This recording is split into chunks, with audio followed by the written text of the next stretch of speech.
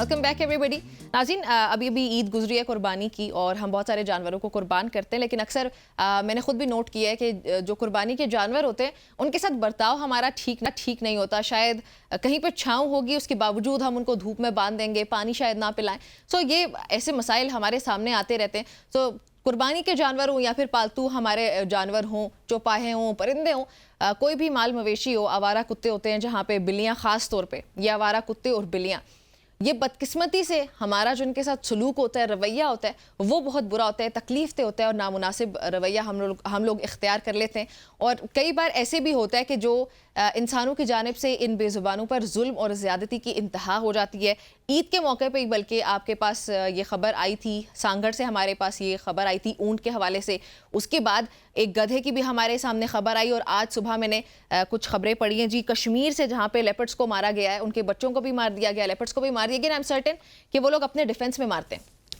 अब ये अपना डिफेंस किस किस्म का है कि आप जानवरों को, वो भी एंडेंजर्ड स्पीशी हमारी जो होती है कोई भी, वो आप लोग उनको इस तरह हर्ट कर देते हैं। हैदराबाद में जो गधे के साथ किया गया, वो बेचारा तो बच भी नहीं पाया, वो मर गया फाइनली।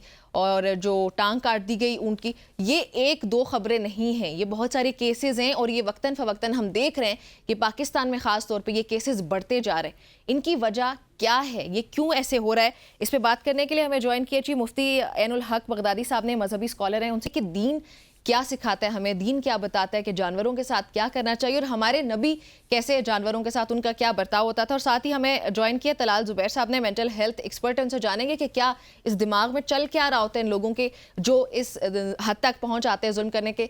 दोनों को खुशामदीद कहती हूँ। तलाल साहब, आपसे आगाज़ करूँगी कि ये वजह क्या है कि जो हमारे लोग हैं ना, वो, मैंने लिटरली खुद ऐसे लोगों को देखा चलते फिरते ईंटें उठा के मार दी जानवरों को, शायद इसलिए कि भाई वो हमें कहीं काट ना ले। तो ये तरीका होता है कुछ, या ये लोगों के दिमाग में चल क्या रहा होता है?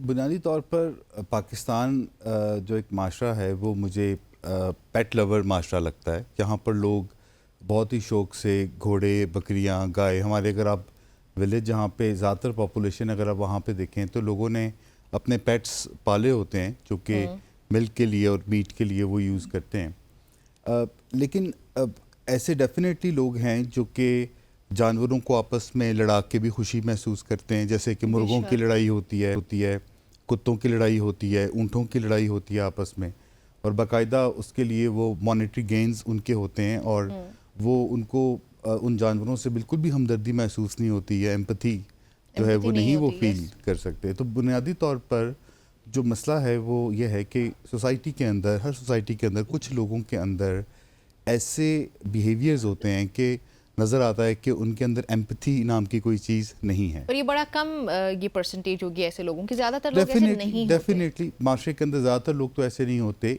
एक रेशो ज़रूर होती है ऐसे लोगों की। जैसे कि एक डिफरेंट पर्सनैलिटी टाइप्स होती हैं, डिफरेंट किस्म के मसाइल होते हैं साइकोलॉजिकल, जिसके नतीजे में लोग इस किस्म के बिहेवियर जो है वो रिफ्लेक्ट करते हैं। जिसमें जो पहली चीज़ है वो सैडिज़म है। सैडिज़म एक ऐसा ज़हनी कैफियत है जिसके अंदर आप जो है वो दूसरों को तकलीफ़ पहुंचा के, वायलेंट करके, दूसरों को सफरिंग में डाल के खुशी महसूस करते हैं, तो राहत मिलती है आपको। तो ये भी एक पर्सनैलिटी टाइप है और वो अपनी सेटिस्फैक्शन के लिए दूसरे इंसानों को भी। ये डेवलप कैसे होता है लोगों में? बल इसके डिफरेंट जो है वो कॉजेज़ रीजंस हैं, आपके जेनेटिक्स हैं, आपका साइकोलॉजिकल मेकअप है, आपके साथ चाइल्डहुड ट्रॉमा अगर कोई है, चाइल्डहुड अब्यूज़ आपके साथ हुआ है, आपने कोई किसी आप पोस्ट ट्रॉमा, यानी नेचुरली क्योंकि हमारी जो साइकोलॉजी है वो हमारी जो सबसे इम्पॉर्टेंट एज होती है जो कि 6 माह से लेके 12 साल की उम्र होती है, इसके अंदर काफ़ी चीज़ें जो हमारे साथ हो रही होती हैं उसके मुताबिक हम कोपिंग मैकेनिज़्म बना लेते हैं, अपनी एक नफ्सियात बना लेते हैं। मिसाल के तौर पर ऐसा बच्चा जिसकी हिस्ट्री है किसी फिज़िकल या अब्यूज़ की या वायलेंस की या कोई ट्रॉमा की, तो उसका जो एक्सप्रेशन ऑफ एंगर होगा वो वायलेंस टूवर्ड्स अदर होगा, ठीक है? क्योंकि उसके साथ चूँकि वायलेंस हुई है तो उसने सीख लिया है कि this is how we deal with the world, इस तरीके से हम दुनिया के साथ कोप अप करते हैं। फिर ऐसे लोग जिनके अंदर एक जैसे मेंटल इलनेस है जिसे हम कंडक्ट डिसऑर्डर कहते हैं या एंटी सोशल पर्सनैलिटी डिसऑर्डर है, इनके अंदर भी लैक ऑफ एम्पैथी होती है और ये दूसरों के साथ इमोशनल कनेक्शन या बॉन्डिंग डेवलप नहीं कर सकते। और जब ये लोग जानवरों के साथ या इंसानों के साथ फीलिंग नहीं रखते तो ये उनके साथ किसी भी लेवल पे सलूक जो है वो कर सकते हैं।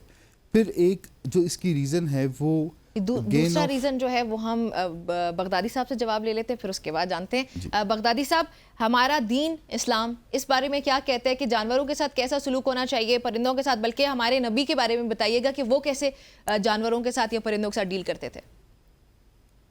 बिस्मिल्लाहिर्रहमानिर्रहीम। ये बहुत ही प्यारा मौजू आपने रखा और ये अल्लाह का शुक्र है कि इंसानों के हुकूक के साथ साथ हैवानात के हुकूक के ऊपर भी बात होती है। मैं यहाँ एक तो अर्ज करूँ कि इस्लाम दुनिया का ये वाहिद मजहब है कि जिसमें अल्हम्दुलिल्लाह हर एक चीज़ के बराबर हुकूक बयान किए गए हैं। और अगर हम कुरान पाक को भी लें तो हैवानात के नाम पर कुरान अजीम के अंदर हमें चंद सूरतें मिलती हैं, जैसे सूरह अल बकरा, बकरा गाय को कहते हैं उसके नाम पर है। इसी तरह सूरह अल अनआम, और अनआम हैवान को कहते हैं, हैवानात को। अन्नहल चींटी, और ये शहद मक्खी, सॉरी शहद की मक्खी है। अल अनकबूत, ये जो मकड़ी होती है ये चींटी। अन्नमल चींटी है। अल्फील हाथी है। तो इस तरह से मुख्तलिफ जानवरों के नाम पर कुरान अजीम के अंदर सूरतें भी मौजूद है।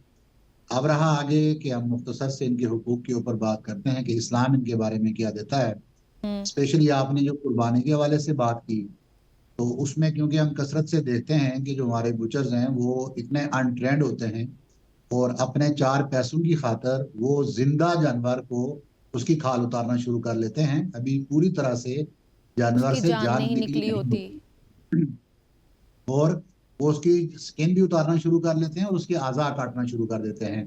तो एक तो ये बहुत बड़ी कमी है कि हमारे लोगों को चाहिए कि ये इन लोगों की ट्रेनिंग करें, बुचर्स की ट्रेनिंग होनी चाहिए। हुजूर अलैहिस्सलाम के दौर में एक शख्स एक भेड़ के ऊपर अपनी एक टांग रखे हुए था, यानी भेड़ को गिराए हुए था, और उसकी गर्दन पर एक टांग लगी हुई थी और दूसरे हाथ में वो छुरी तेज कर रहा था, इस हाल में कि वो भेड़ उस छुरी को तेज करते हुए देख रही थी।